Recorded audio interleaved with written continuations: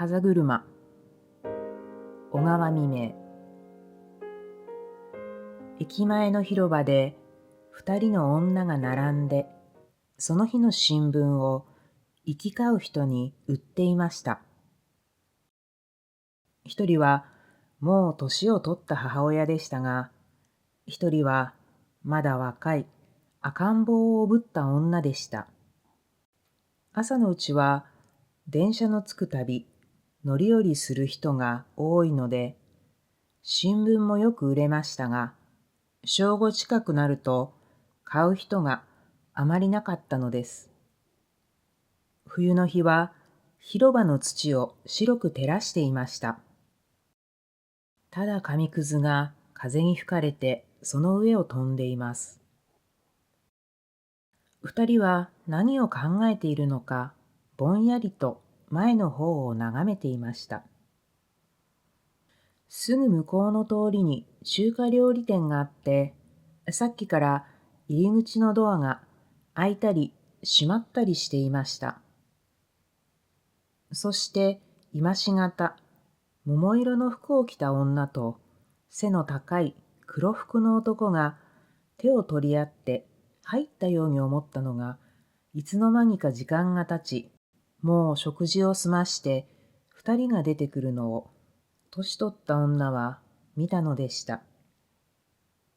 彼女は、うちの息子はまだこんな上等なところを知らないだろう、と思いました。それは母親にとって嬉しいことであり、またかわいそうなことであるような気がしました。夕べのこと、息子は工場から帰ると、破れた仕事服のポケットを探り、金を取り出して、お母さん、映画を見に行ってらっしゃい。お正月だもの。と前へ差し出したのでした。その汚れた手を見るうち、ふと幼い頃、お前の手は誰に似て丸くて可愛らしいのだろう。とよく言ったことが記憶に浮かんだのです。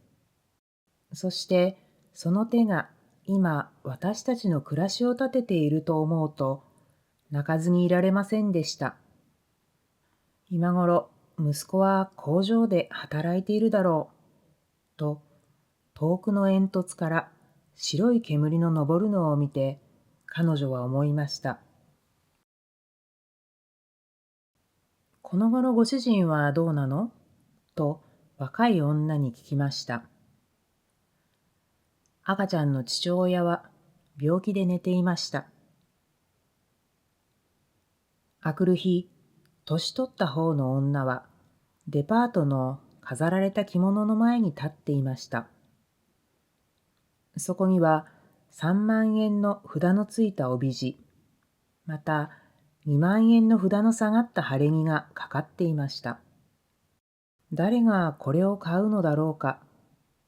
私も隣の若い女も一生身につけることはないだろう。そう思うと、なんとなく寂しい気がして、彼女はおもちゃのある売り場へ急いだのでした。そしてそこで息子が映画を見ろと言ってくれた金で、隣の赤ちゃんが喜びそうな赤い風車を買いました。彼女はそれを大事そうに持って階段を下り、外へ出ました。冷たい風にセルロイドの風車はさらさらと乾いた音を立てて回るのでありました。